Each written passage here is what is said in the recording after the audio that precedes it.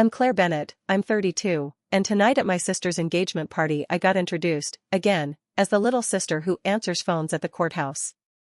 Megan said it out loud with a bright smile right in front of her fiancé.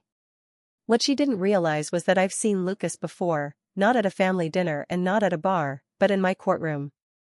Because I'm not a secretary. I'm not an admin assistant. I'm the youngest judge our district has appointed in 50 years, but to my family I've always been just Claire, the easy one, the quiet one, the one they never quite saw. Megan made her usual show, flaunting her ring, praising Lucas's career, and tossing casual jabs at mine like confetti. Claire works at the courthouse, she laughed. She probably files Lucas's paperwork.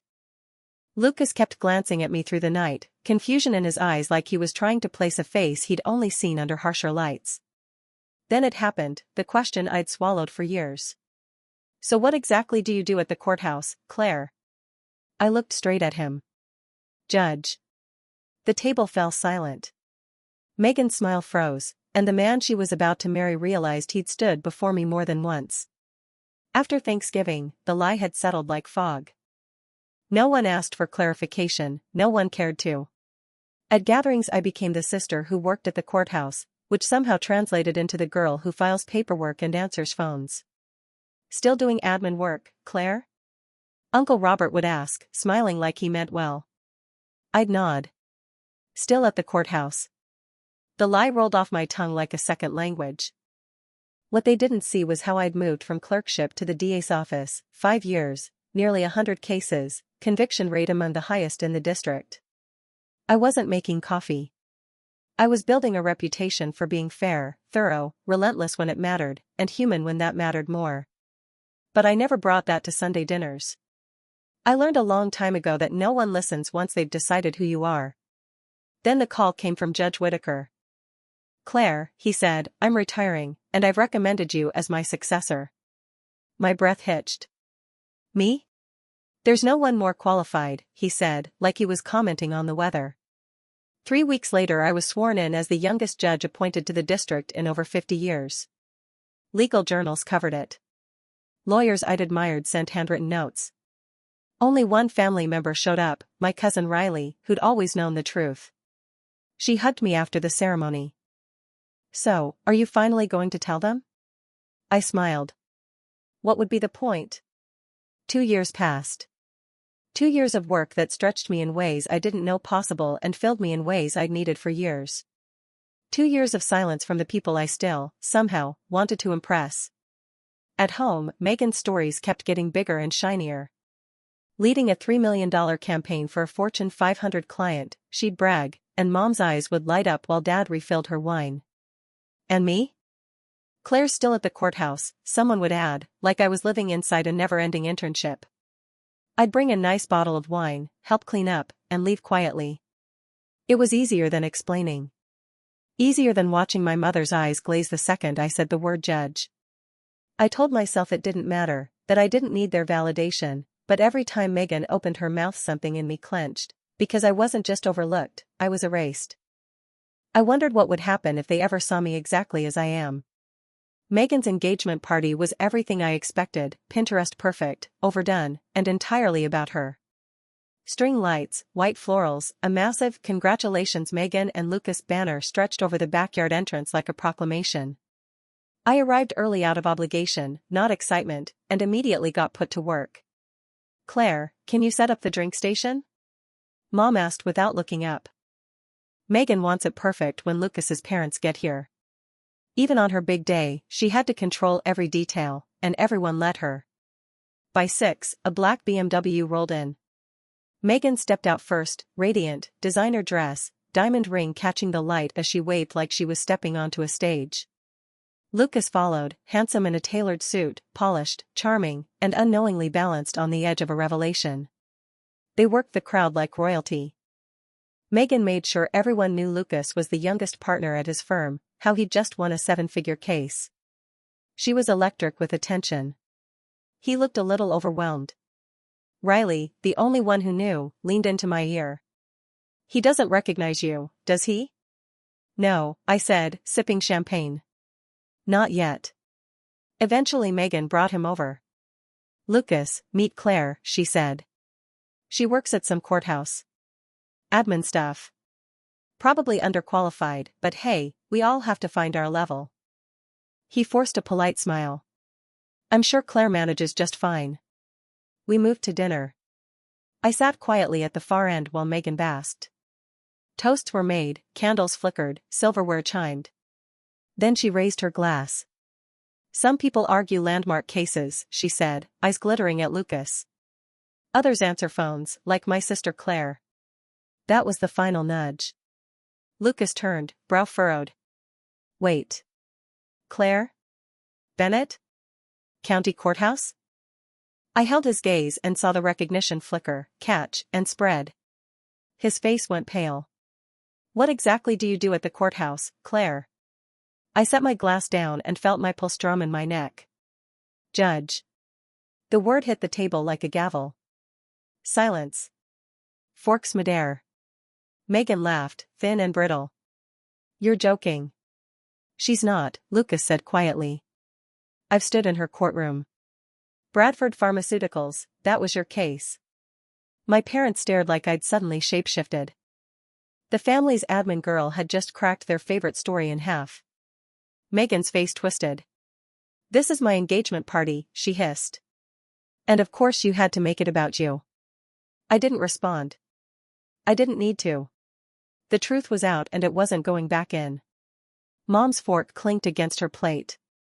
Dad reached for the wine like he needed something stronger. Megan's stare tunneled into me. You're not serious, she said, eyes jumping between Lucas and me. She's not serious. Lucas didn't answer her. He was still looking at me like 1,000 puzzle pieces were locking into place. Judge Bennett, he said at last. Northern District Court. That was you. You presided over Bradford. You're a judge?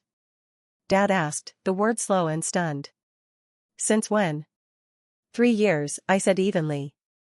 Mom's face went pale. But you said you were assisting a judge.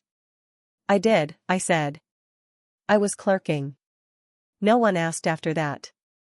The silence deepened, heavy enough to feel. Then Megan exploded. This is ridiculous. She let us all think she was a secretary. Who does that? You're lying. You're doing this to embarrass me. I didn't flinch. I didn't lie. I just stopped correcting you.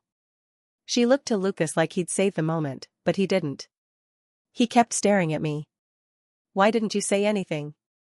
Because no one ever asked, I said quietly. Because every time I tried to share, it got brushed aside. Riley spoke from the far end. I went to her swearing in. It was in every legal publication. Uncle Robert cleared his throat, mortified. Oh my God. I told her last Christmas that honest admin work builds character. My grandmother squeezed my hand. I always knew you were something special, dear. Megan shoved back her chair so hard the scrape of metal on stone jolted the table. This is my engagement party, she shouted, and once again Claire finds a way to steal the spotlight. I didn't say a word until you pushed me, I said, steady. Until you mocked me in front of your fiancé and half the family for the last time. Lucas stood slowly. Megan.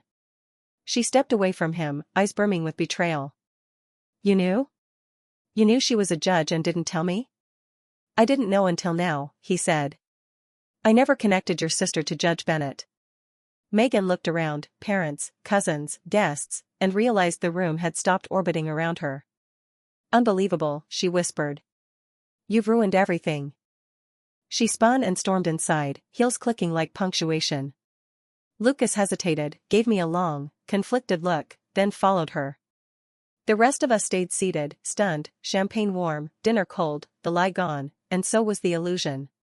The next morning I woke to 17 missed calls and more than 30 texts. Most were from relatives, apologetic, shocked, curious. 3 were from my parents. None from Megan. I spent the day in a quiet limbo, half relieved, half hollow. Around noon, a knock.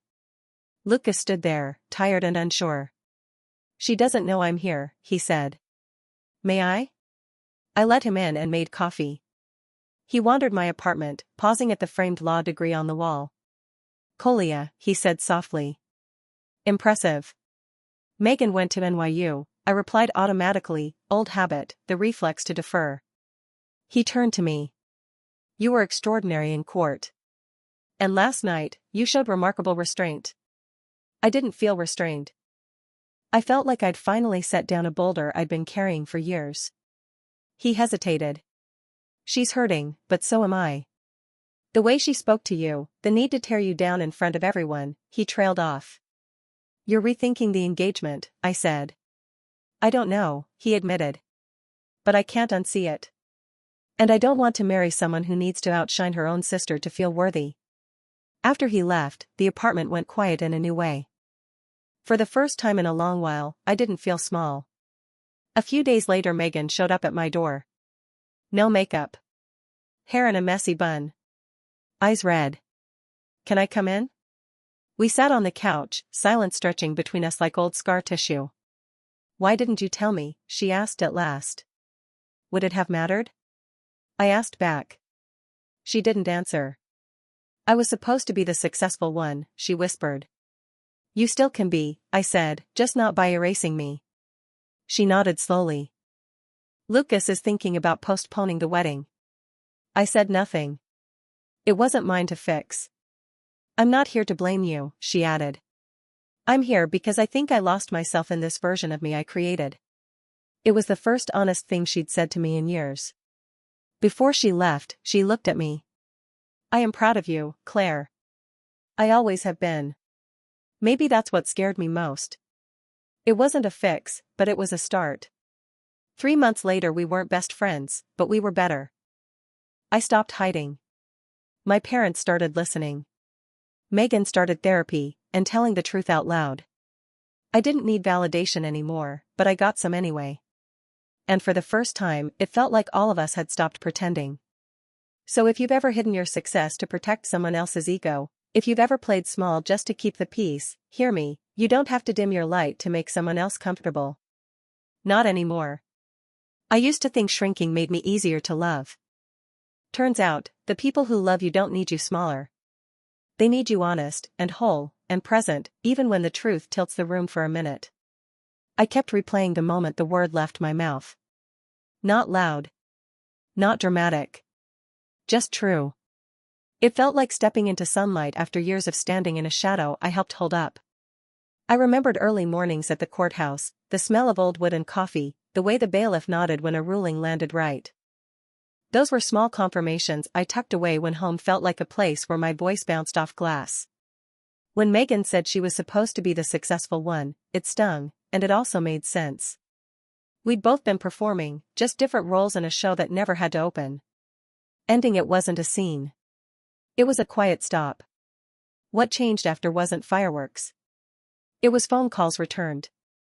It was mom asking follow-up questions. It was dad listening without reaching for the bottle first. It was Riley sending me screenshots of articles I'd never forwarded. And it was me, talking about my work without bracing. Admitting when a case haunted me. Sleeping better after I said it out loud.